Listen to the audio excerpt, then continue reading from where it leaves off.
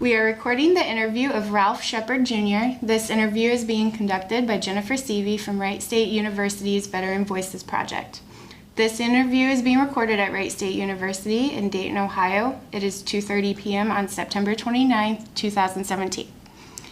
Okay, where and when were you born? I was born in West Caldwell, New Jersey in February 17th, 1945. Who were your parents and what were their occupations? My father was an electrical engineer working on developing underwater sound and sonar for the U.S. Navy during World War II, and my mother was a home economics teacher. Did you have any siblings? I did. I had an older brother who was born in 1943 and a younger one born in 1949. Did either of them serve? No, they did not. What were you doing before you entered the service? Strenuously trying to avoid the draft. And immediately prior to joining the service, I was teaching industrial arts in a segregated school in South Carolina.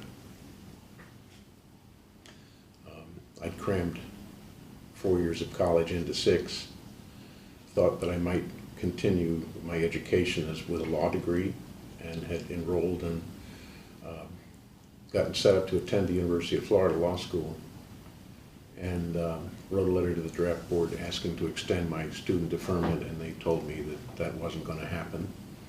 So being desperate to find a deferment, I started heading back to New Jersey, hoping to get a job in defense or maybe teaching position.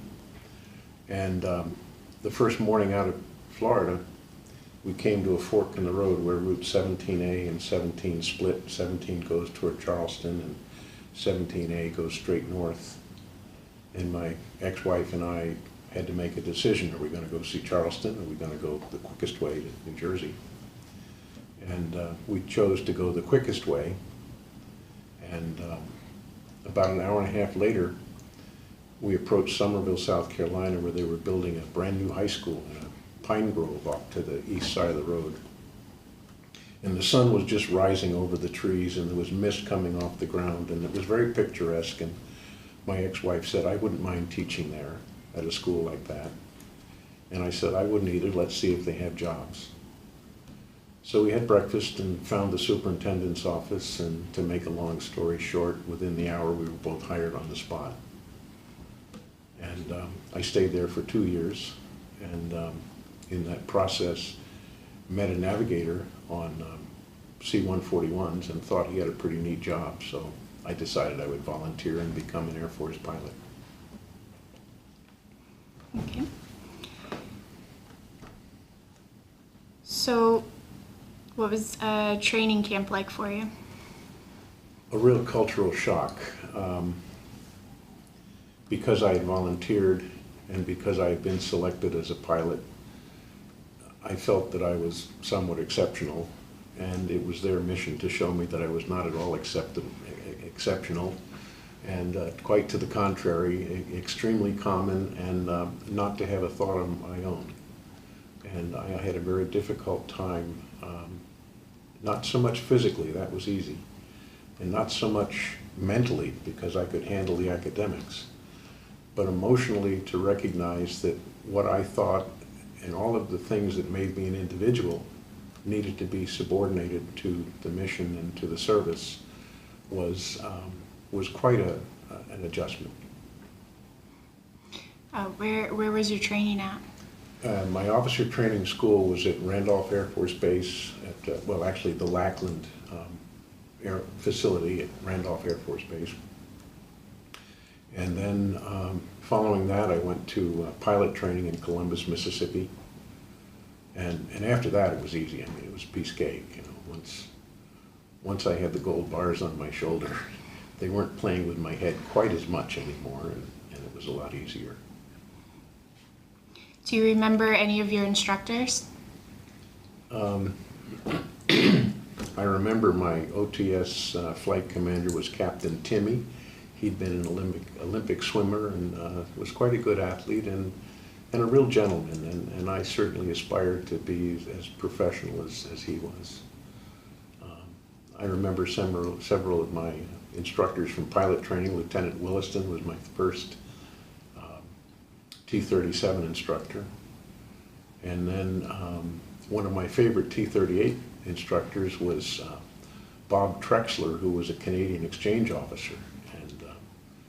And he certainly taught me a lot and treated me with more respect than some of the other people.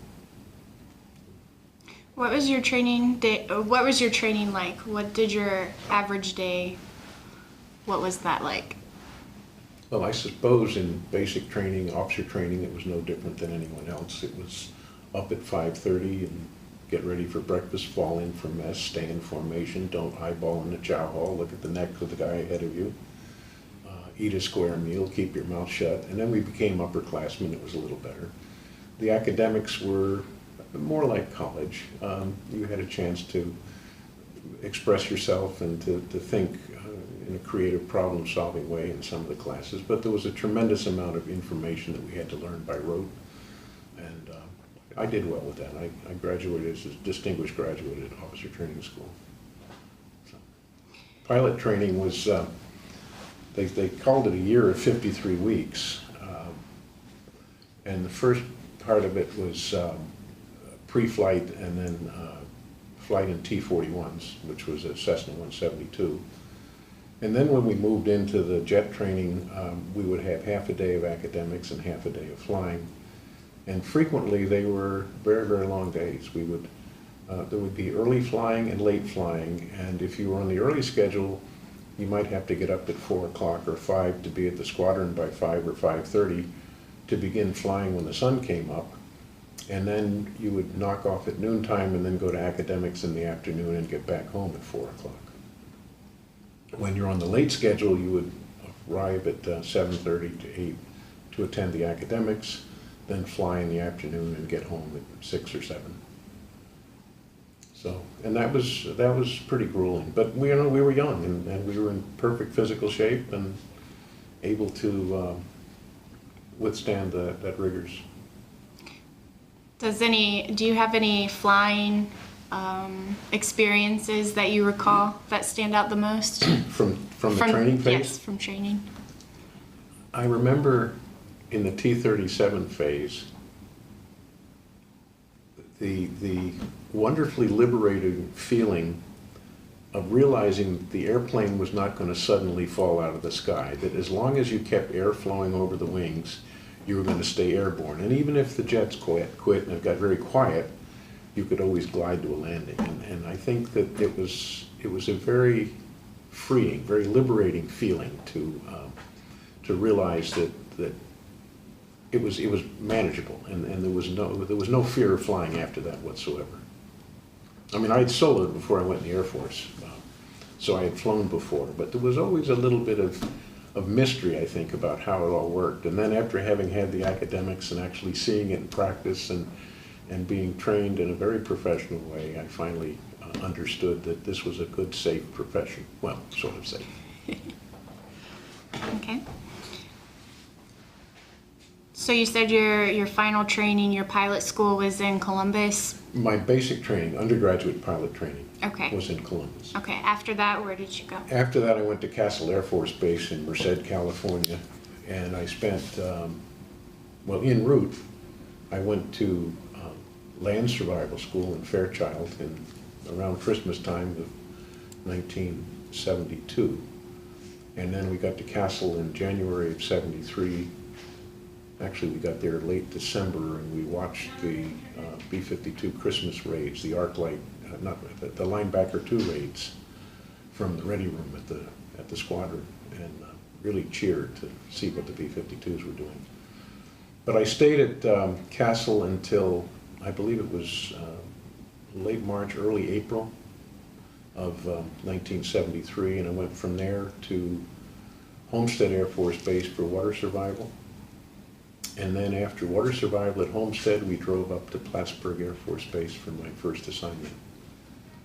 So between November when I graduated and May, I had driven back and forth across the country and gone to all 4 corners.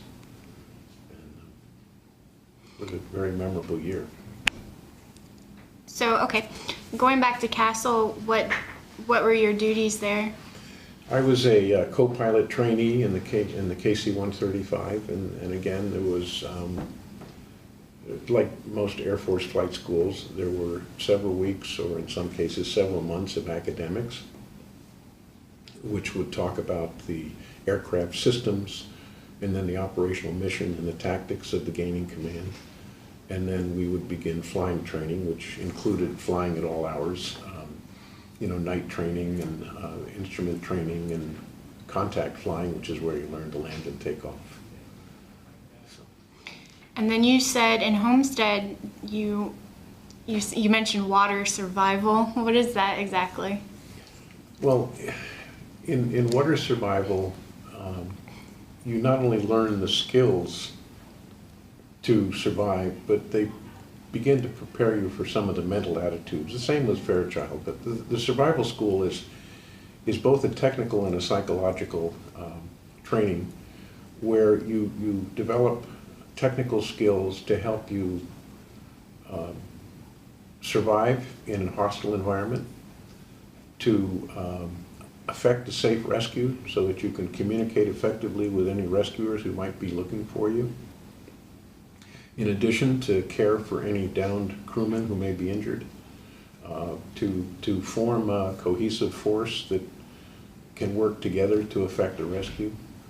And then we had actual techniques where we were fitted with a parachute harness and stood on the flat platform on the back of a boat, and a speedboat would attach to a harness in front of the parachute harness, and it would tow you up in the air. And that at a given point they would wave a flag, at which time you pressed two levers to release yourselves from the tow rope, and you would free fall into the water. And of course they arranged that when you free fell into the water you had defective equipment, so one of your first tasks was to patch the life raft and manually blow it up so you could then climb in the life raft. And we had on survival suits because it was cold water. And I can remember no sooner had my feet hit the ground than I could feel the cold water pouring inside my survival suit. So it was a memorable experience. And all of these skills, whether it was the Air Force pilot training or the survival skills, they pushed you further than you would naturally go on your own. And by so doing, helped you develop a sense of self-confidence and the ability to survive and overcome. Okay. So at your first duty station, where was that? Plattsburgh Air Force Base in New York on the Lake Champlain. Okay. And what did your average day look like for you there? Well, when I first arrived in the spring of 1973, I was assigned to a crew. And because this was during the wind down to the Vietnam War, and they had more pilots than they had cockpit space for, I was put on a crew with 2 co-pilots. So whenever we would fly, I would get half the flight time in the right seat, and the other half I'd be sitting on a bunk in the back or sitting in the jumps watching the nav and watching the pilots. I had to get a top secret clearance so that I could pull alert. There was a lot of training on the mission aircraft and the actual operational missions that our squadron would be tasked with if we were to go to war. I had to develop proficiency in those, get the top secret clearance, certify that I was knowledgeable in all our wartime procedures, as well as the technical operating procedures of the aircraft, so that in the event we were sent to war and something happened to the aircraft commander, I could take over. Eventually I became an aircraft commander myself. And then when we became fully operational, we had 3 missions. One was to provide training support for the co-located FB-111 training squadron. And we pulled alert in SAC, sitting 7 days at a time in a fortified bunker waiting for World War III to start. And then we would be deployed on missions overseas as part of tanker task forces to support overseas or domestic ferrying operations or overseas flight operations. Okay. And how long were you there for? I was at Plattsburgh from May of 1973 until the 30th of June 1978. Okay.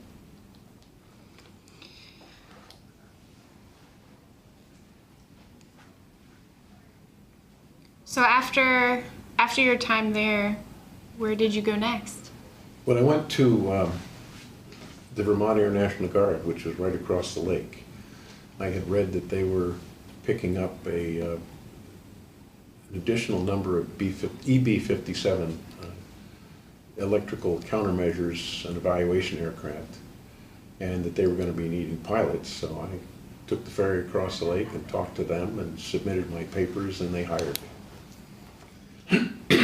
I'd had my, coming out of pilot training, you pick up a 5-year concurrent commitment, and that obligation had been up the previous November. So for 7 or 8 months I had been at liberty to seek another assignment or separate from the service, and I decided I wanted to make a career of it. Okay. So you're in the National Guard. Where did they send you? Well, they sent me all over North America.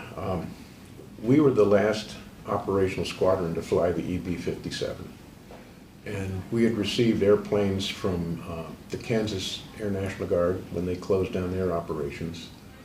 So we picked up the entire North American mission for supporting training operations for all of Air Defense Command. And as a result, I went to Alaska several times, all the bases in Canada, all the training bases in North America, and I went to Iceland twice. Immediately prior to my joining the squadron had actually gone to Korea. But I didn't get there in time to go on that. For the training for the Air Guard, they first started me out flying a T-33, which was a single-seat jet. And that was used in the Air Guard as a target for interceptors. So because I had flown the KC-135 multi-engine aircraft, they wanted me to get a transition into a single-seat cockpit environment. So I went to Tyndall Air Force Base and learned to fly the T-33. And I came back to Plattsburgh and flew the T-33 through the end of 1978. And I believe in December, I began checkout locally in the EB-57. And that was a really interesting process because, again, we would have ground school and theory and operations and so forth. And various members of the squadron would sit down with us and they would teach us about the electronic countermeasures and how the radios worked. And then other pilots would get with us and teach us. It wasn't a formal school because we were the last squadron flying this. It was buddy teaching buddy how to do it.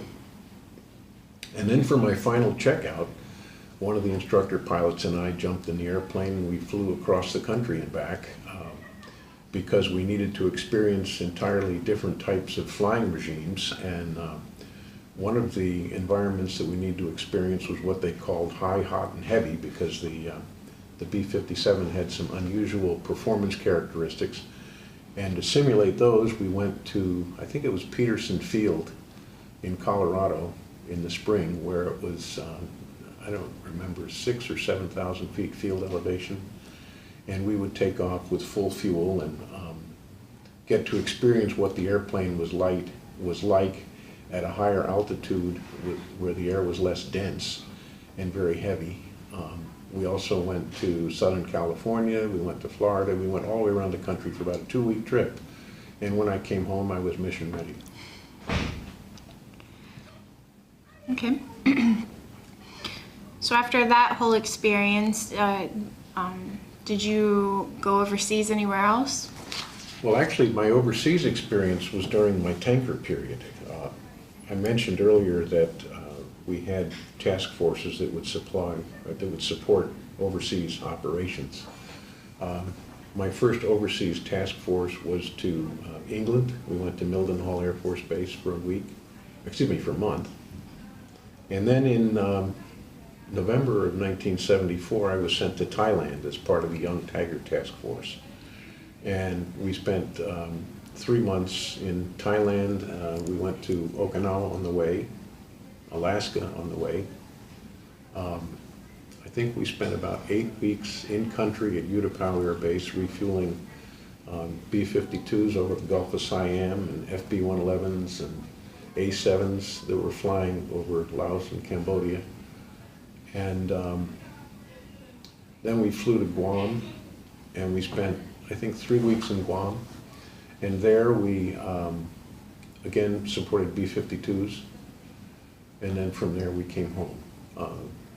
I think in 1975, I went to Spain for a month.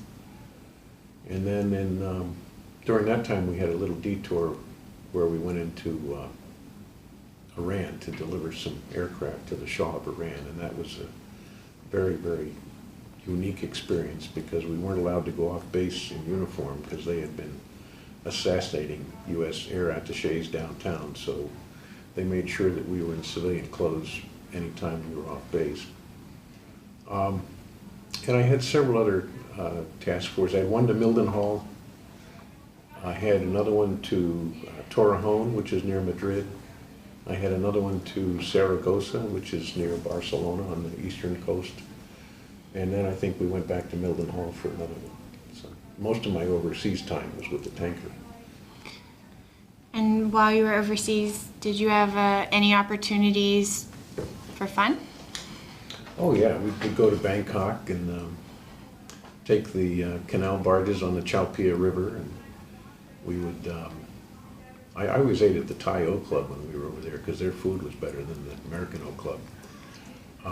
But we would travel, and I was there in, as I said, late '74, early '75, and knowing that the 200th anniversary of the Revolutionary War was coming up, and we lived in Lake Champlain, I knew there would be Revolutionary War festivities, so I had a reproduction of a Continental Army officer's uniform made for me when I was over in Thailand, and it was quite an interesting experience. The tailors who actually sewed it were Chinese. The man who ran the shop was Indian. This was in Thailand, and the only language they spoke in common was Thai, which was a second language for both of them. And I can remember I had a set of patterns that I'd brought with me, and there was a real communication issue trying to explain to the Chinese tailors through the Indian exactly what the construction details were supposed to be. But anyway, it worked out. It was a well-made uniform, and I wore it at several base functions at Plattsburgh in 1976. So while you were overseas, how did you communicate with your family and friends back home? When I was in Thailand, and on that trip, which was 3 months, I would go to the USO club, and buy a cassette tape at the BX, and then go to the USO and record tapes and send them home, which I still have, and they're really interesting to listen to this young lieutenant waxing poetic about his opinions of the Air Force. Some things have never changed. And my wife and family would send ones to me. I think once during that trip we were able to use the Audubon or the Sage line for a direct phone call. And I think once or twice during the deployments to Europe I was able to call home on a Sage line.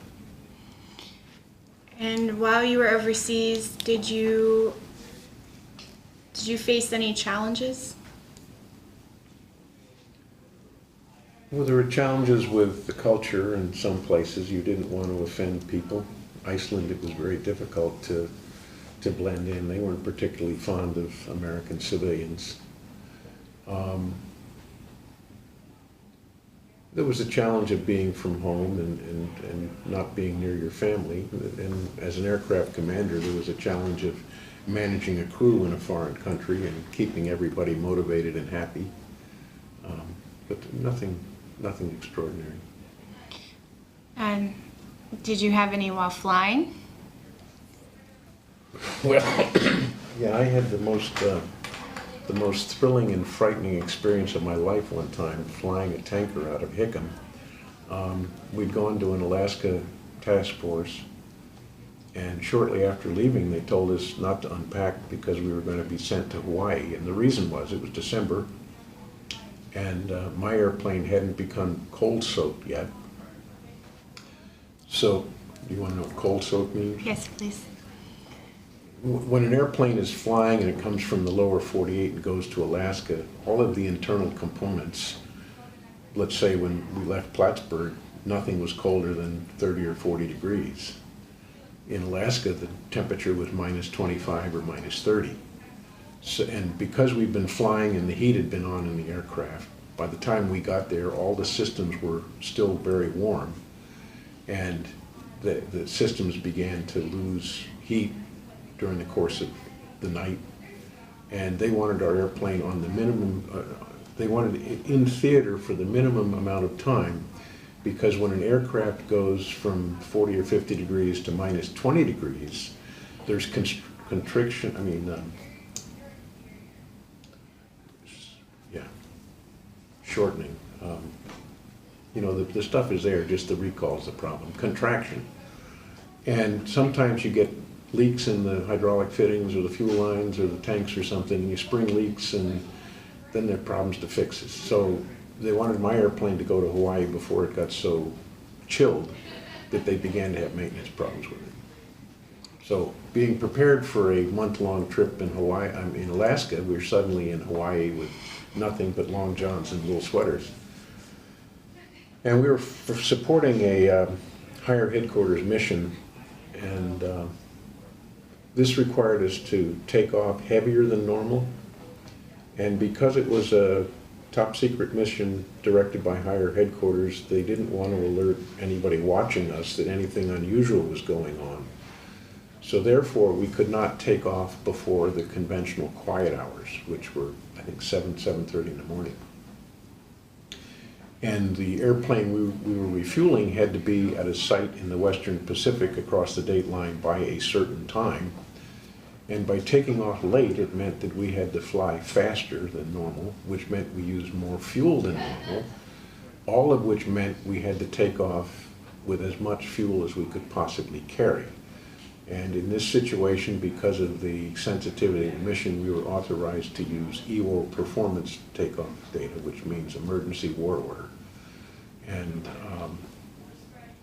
it's, shall I say, a lessening of the safety standards, with the assumption that if you don't get off the ground, you might be vaporized on the ground. So consequently, we didn't have the margin of safety that we normally did. EWO performance data assumed that you could take off in the remaining runway with a maximum of a 2-knot tailwind. The tanker had a warning in the dash 1 that said if you rotate the aircraft, I think it was 3 to 5 knots below charted rotate speed, you'll place the airplane in a condition from which it can neither climb nor accelerate. Well, I was loaded full with fuel, running down the runway, and as we got to the crossing runways, I heard the tower give landing instructions to a Pan Am Clipper, and they said, "Pan Am Clipper, you're clear to land 04 left, or 04 right, winds 260 at 6 knots." And I was taking off on runway 008. And that meant I had a 6-knot tailwind, and my data was calculated getting off the runway with a 2-knot tailwind.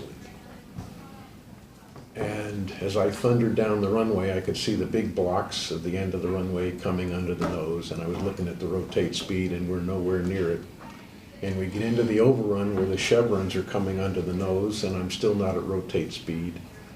And as I get to the end of the chevrons and I see the approach lights ahead of me, I realize that if I don't get off the runway, I'm going to hit the approach lights and then crash into the bay.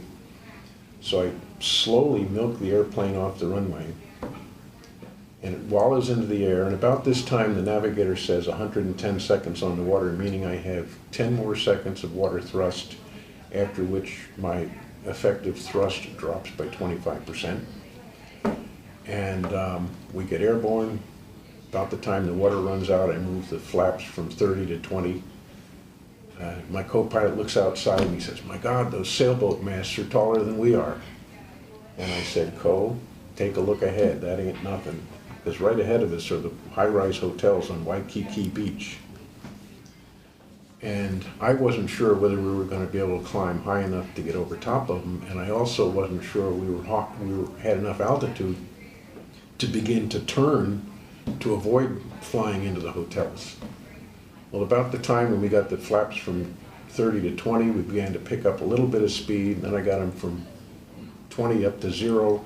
I claimed enough altitude, and I went into a bank and just skirted along Waikiki Beach, and we flew the rest of the mission uneventfully. But we got back on the ground, and the colonel said, "You know, we had some, what happened this morning?" And I said, "Well, it was a little challenging." And he says, "Yeah, I thought so." He said, "We had some VIPs here from Washington, and they were watching your takeoff. And, you know, as you're going down the runway, the tanker's making a lot of smoke." And I'm saying to these dignitaries, "Well, any minute now, he should be rising up out of the smoke."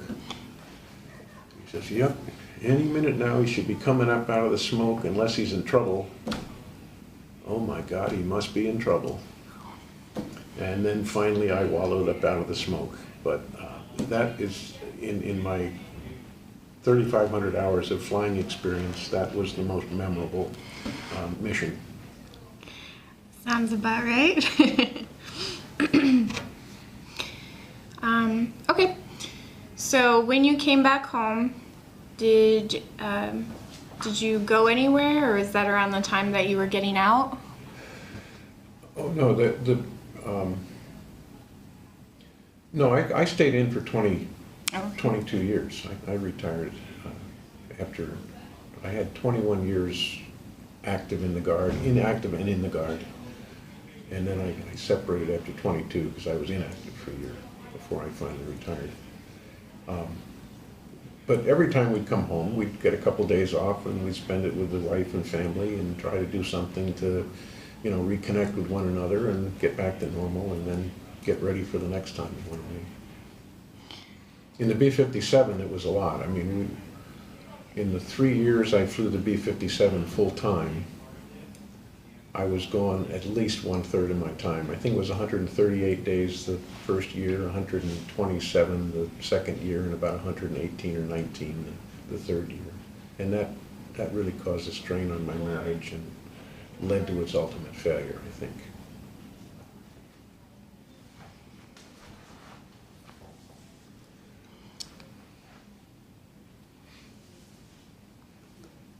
After the B-57 mission, we converted to F-4 Phantoms, and I flew that for about 4 years, at which time I hurt my back on a deployment, and that grounded me, so I couldn't fly ejection seat aircraft anymore.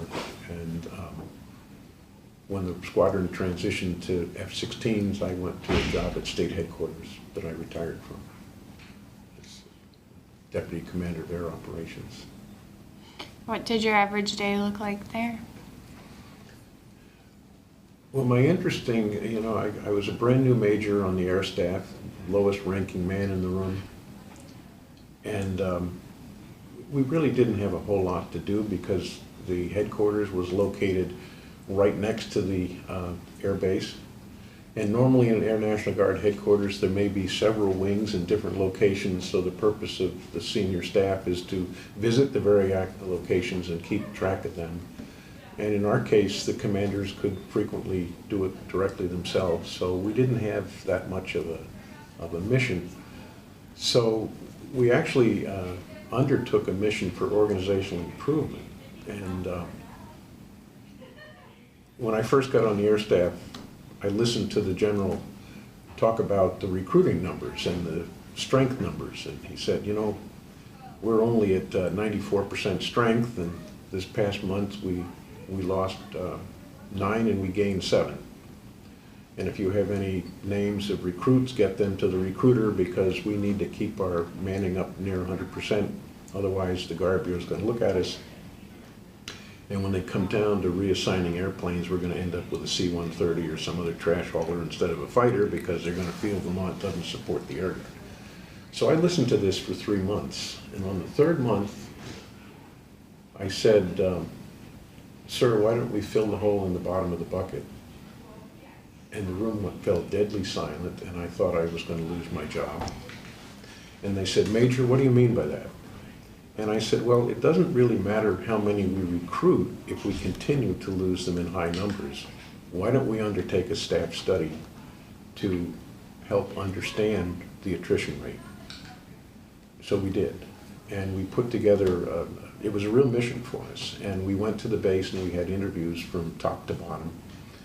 And we found out that, like much of the Air Force at the time, there was a good old boy network of men, many chauvinists, who felt that the way their father was in the service was the way they should be in the service, and that women didn't have any place in the operational squadrons, and that if a young recruit hadn't been through tech school, he was no use to anybody, he was just in the way. So instead of assigning a buddy and saying, watch him, and this is what you'll be doing when you get back from tech school, the senior NCO would say, go sit on your hands, you're in my way until you get back from tech school. So we recognized this, and an organizational intervention was undertaken. They adopted a program called Increasing Human Effectiveness, and in 2 years, the Vermont Air National Guard went from marginal in their ORI to best seen year to date.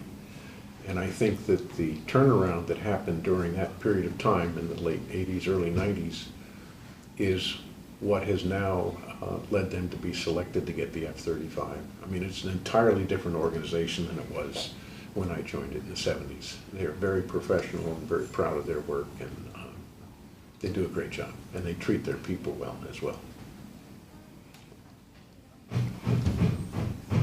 That, by the way, is how I got promoted to Lieutenant Colonel.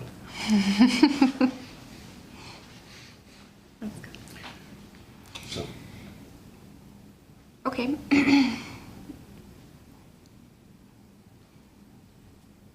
How long were you in the military after you were promoted to a lieutenant colonel? I would say about 3 years. 3 years.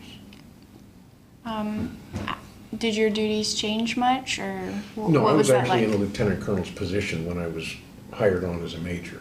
Oh. But I just didn't have the rank, so yeah, I was promoted into the position I was holding. Okay. The interesting thing is that position could have warranted a full colonel, and it would have been possible for me to be promoted to full colonel in that position. However, in order to do so, I would have needed to complete Air Command and Staff College. And there are 2 ways to do that. One is by correspondence, or with a seminar course that meets once a week, or doing it in residence. And at the time, I had a full-time civilian job.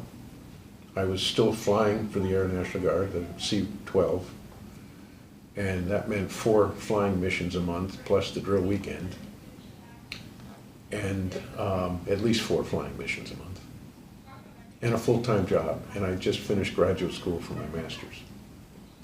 And I couldn't quite bring myself to go to correspondence school for Air War College. So I asked my civilian employer if they could give me a leave of absence to go to Air War College in residence for 9 months. And they said, absolutely not. You're one of our key employees and we can't afford to let you go. And why do you want to do that anyway? And I said, well, I'd like to make full colonel. Well, you've got your 20 years. Why don't you retire? I said, well, easy for you to say. I make $12,000 to $15,000 a year part-time as an Air Guard pilot and staff officer. And they said, well, suppose we raise your salary here and now $15,000, could you retire? And I said, yeah. So that is why at 21 years, I retired as a lieutenant colonel. It was just, I was getting burned out I had, as I said, a full-time civilian job that was very responsible, doing the same type of organizational intervention, by the way, that had happened at the Air Guard. So there was the challenge of mastering technology as well as overcoming the resistance of the people who were being affected by that technology. And it was taking a toll on my life and my personal life. So I decided it was best to work one job for the same money I was previously making with two. So after you retired from the military, were you a part of any veteran organizations or? I'm a member of the MOAA, Military Officers Association of America. Not an active member, I just am a life member and I support them, but we don't have a chapter in Vermont. I do have a very close bond with my squadron mates from the Vermont Air National Guard, and in fact with my pilot training base. I'm here today as part of the 45th class reunion for my undergraduate pilot training class. Some of my closest friends are people that I met in the service. The headquarters staff tries to get together once a year, as well as all the people who flew the EB-57 on a full-time basis. We get together. We have an EWO lunch, and I need to explain that since this is for posterity. EWOs were a strange breed. They were electronic warfare officers. They were navigators. And many of the ones that we had in the Vermont Air National Guard had come off active duty, had flown B-52s, many of them in the Korean, the linebacker to Christmas raids over Hanoi. They were different, many times different. Their proficiency requirements were far less than ours. They didn't have the same, instrument school and flight proficiency requirements. They just needed to operate the electronic equipment and have some refresher courses in that and be up to date on the intelligence stuff. So they didn't have the training requirements that we did. And if there was a local training sortie for proficiency in the dual airplane, they didn't have anything to do because it would be two pilots going, not any one pilot. So they got in the habit of taking a 2 or 3 hour lunchtime. So we would leave, and we had some strange ducks managing the Vermont Air Guard at the time who felt that the full-time active duty Air Force personnel should be held to the same standards as the technicians who went home to their families every night and didn't go on deployment for weeks on end. So we had to come in the gate at 7:30 in the morning and leave at 4 o'clock in the afternoon. And in the middle of the day, there would be absolutely nothing for us to do. In the regular Air Force, they don't have something for you to do. Get out of here. You're in our way. Don't occupy a seat in the briefing room. We don't need you. In the Guard, if you were getting paid, they wanted to see you there, which has changed in many units. Our unit was a little bit behind the curve in that regard. So we developed this routine of taking an EWO lunch where we would leave at 11 o'clock and go out and have lunch. And it was a strange day when the bar bill didn't exceed that for the food by a factor of 2 sometimes. And then we would come home and sleep it off in the locker room until we could go out through the gate at 4 o'clock and keep the colonel in the corner office happy.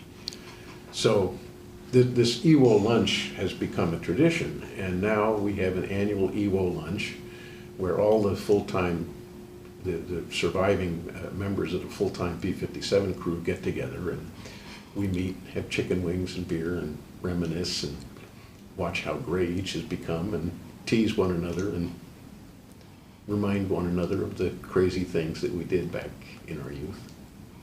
That's very, very validating. I mean, we went through something pretty extraordinary together that was very hard emotionally and on our lifestyle at the time because we were gone so much.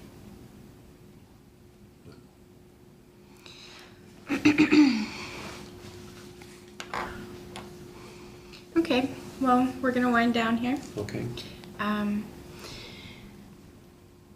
How has your military experiences affected your opinion on the military and war in general?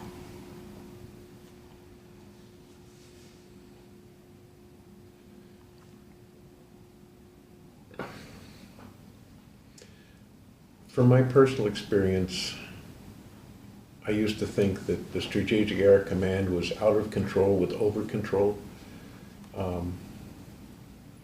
Having flown tankers, light bombers, and fighters, each of the branches has something to say for it.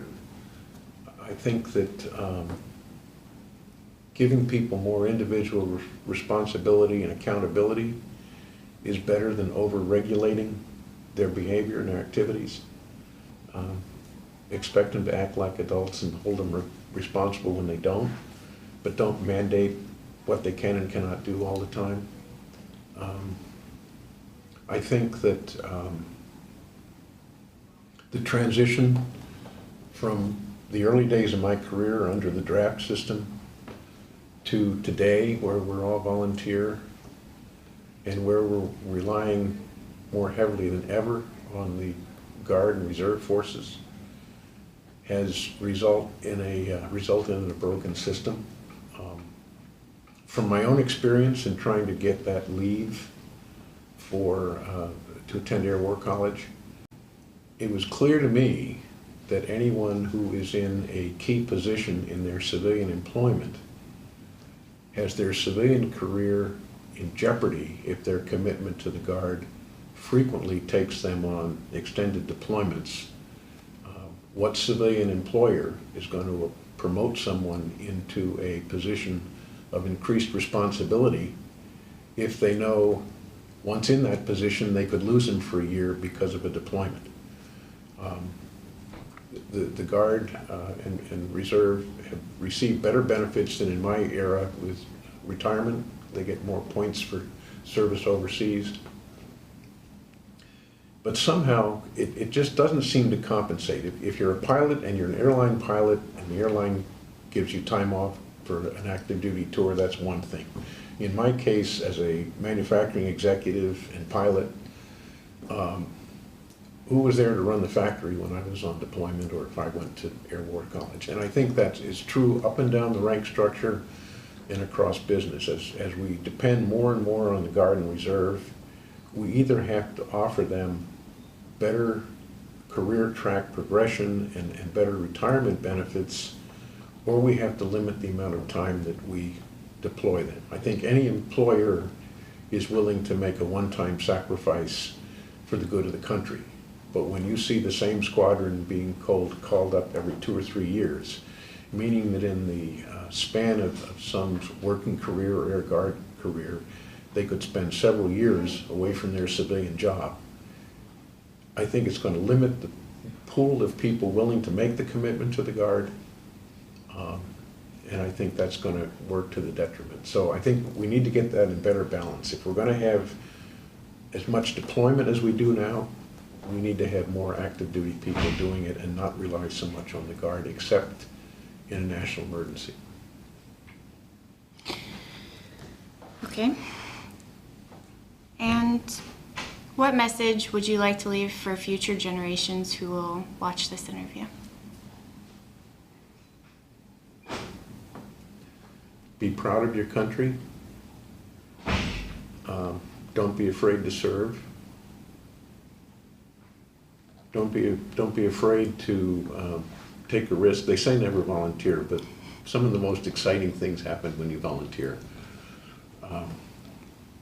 Don't lose faith in the ability of the American people and the American military to defend this country and to get the mission done. But be ever vigilant and careful in the politicians that you choose to provide civil oversight. As this is being recorded, we've just finished watching the Vietnam series with Ken Burns. And I think the lesson out of that for future generations, as I've seen in my recollections of the Vietnam War and also my observations of what's happened in the War on Terror, is that if we're going to have a war, let the military fight it, make sure we have the political resolve to win before we get committed, and then once we have that resolve to win, turn the military loose and get the hell out of their way. Vietnam was not lost by the military. It was an ill-conceived war that the politicians threw away. And I'm not so sure that some of our current adventures wouldn't be categorized the same way. So, if you're a future generation watching this, be ever vigilant of the civilian oversight. Make sure the military is professional and prepared. Don't ever use them and deploy them unless you need to, and when you deploy them, turn them loose and let them win. Is there anything you feel like we haven't discussed that you'd like to add? Well, for those of you in the future or even present who are wavering about military service, I know in a volunteer army, I finally volunteered when it was my idea. I thought it was a good idea, and I wanted to follow my patriotic inclination. I wasn't so inclined when someone was forcing it down my throat.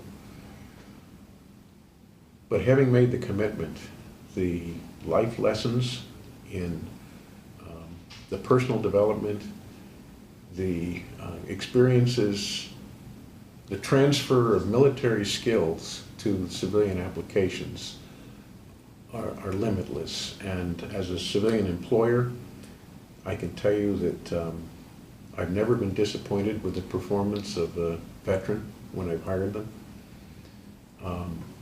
Veterans know what responsibility is. They know where the buck stops. There's not much finger pointing when you're looking at veterans, and there is a job to be done. And if something went well, they'll share the pride and accolades. And if something doesn't go well, they will not hesitate to be very honest about what they think are the causes, or take responsibility. And I'll add a little point on that. When I first got my civilian job after I left the Air Guard full-time, I was working in a manufacturing factory, and they'd hired me to make technological change. And one of the things that I wanted to do was manage the production cycle the way we conducted bomb runs in the F-4. So you know where you have to be, you know what you have to do. You have to have certain planning steps and progress points ahead of that to know when to take off, and the checkpoints to know that you're on time and you're on track and you're on course. And you have to have contingency plans in case the weather is bad at takeoff or there's a mechanical delay. There has to be an alternate entry route and so forth and so on. Well, I applied this system to running the factory. And in my naivete, I thought it was unique and unusual. And I discovered it was called a PERT network, Performance Evaluation Review Technique. So, if something I learned in the military, which became very helpful, and I knew that it had another name eventually, but I had to discover that myself. So. Okay, well that concludes our interview, and thank you for your service. Thank you.